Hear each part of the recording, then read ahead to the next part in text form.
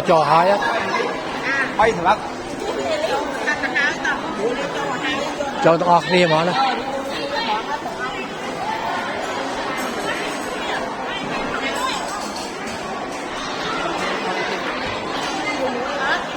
hoặc khơi nó còn máu lên không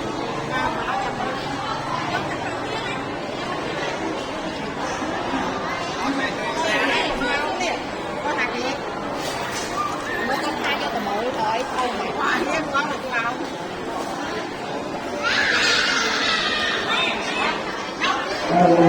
subscribe cho kênh Ghiền Mì Gõ để không bỏ lỡ những video hấp dẫn.